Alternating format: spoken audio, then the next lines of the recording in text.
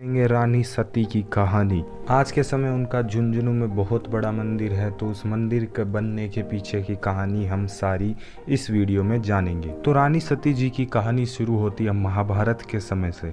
महाभारत के युद्ध में अभिमन्यु जी वीर गति को प्राप्त होते हैं, तो उत्तरा जी को यानी कि अभिमन्यु की जो पत्नी थी उनको भगवान श्री कृष्ण वरदान देते हैं कि कलयुग में तू नारायणी के नाम से जानी जाएगी और जन जन का कल्याण करेगी, सारी दुनिया में तेरा पूजन होगा। तो उस चीज के बहुत सालों के बाद जन्म होता है रानी सती का, जिनका बचपन में नाम था नारायणी बाई, और इनको एक और नाम से भी जाना जाता है, दादी सती के नाम से भी। और इनके बड़े होने पर इनके जो पिताजी है वो इनको धार्मिक शिक्षा तो देते ही हैं, साथ में शस्त्र शिक्षा भी देते हैं, घुड़सवारी भी सिखाते हैं। बचपन में ही इनकी जो देवी शक्तियां हैं वो भी नजर आने लगती है लोगों को, और लोग आश्चर्यचकित रहते हैं उसे देखकर। और नारायणी जी का जो विवाह है वो हिसार राज्य के सेठ श्री जालीराम जी के पुत्र तंदन दास जी के साथ किया जाता है, बड़ी धूमधाम के साथ। इनका विवाह बचपन में ही कर दिया जाता है, तो उस समय मुकलावा नहीं होता, यानी कि ससुराल उस समय नहीं जाती, अपने पिताजी के साथ ही रहती हैं। अब हम कहानी जान लेते हैं थोड़ी सी तंदन जी की। तो तंदन जी जो है उनको अभिमन्यु का अवतार भी कहा जाता है, और तंदन जी का जो जन्म है वो हिसार में ही होता है। इनके पिता का नाम होता है जालीराम और इनके पिता हिसार में दीवान थे।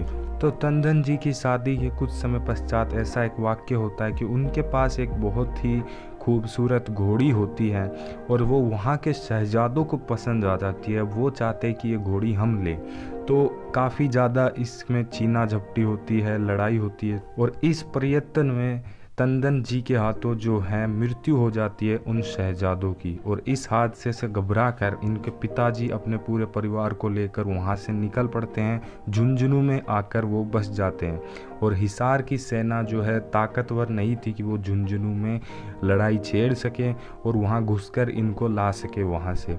इन दोनों शहरों में पहले से ही थोड़ी लड़ाई चला करती। तो यही सारी चीज़ों को देखकर जालीराम जी जो है झुंझुनू में आने का निर्णय लेते हैं। तो जब मुकलावे का समय आता है तो तंदन जी अपने खास दोस्त राणा के साथ और उनके कुछ सैनिकों को लेकर जाते हैं हिसार। कृष्ण नवमी को सुबह सुबह जो है नारायणी बाई विदा होती हैं, और दूसरी तरफ जो नवाब थे हिसार के उनको अपने बेटे की मृत्यु का बदला लेना था, और उन्हें पता चल जाता है कि तंदन जी जो है यहाँ पर आ रहे हैं मुकलावे के लिए हिसार वापस।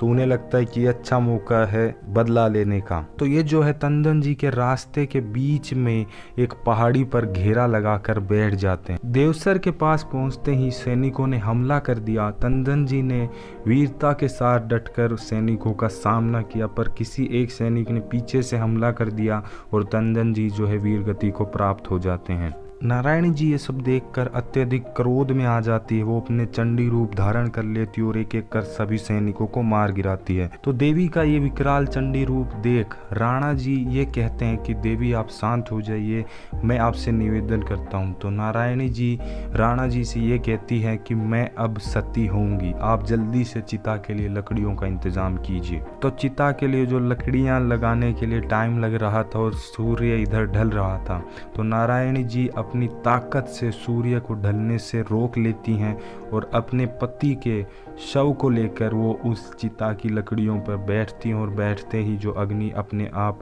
निकलती है और नारायणी जी अपनी पति के साथ सती हो जाती हैं। ये सब देख देवता भी आकाश से पुष्प की वर्षा करते हैं। उसके बाद चिता में से देवी सती प्रकट हुई और राणा जी से कहती है कि मेरी चिता की जो भस्म है इसको एक घोड़ी पर रखकर ले जाना, जहाँ ये घोड़ी रुक जाएगी वही मेरा स्थान होगा, मैं उसी जगह से जन जन का कल्याण करूंगी। ये सुनकर राणा जी भी रोने लगते हैं, और तभी रानी सती उनसे ये कहती है कि तुमने मेरी इतनी सहायता की, मैं तुम्हें आशीर्वाद देती हूँ कि मेरे नाम से पहले तुम्हारा नाम आएगा।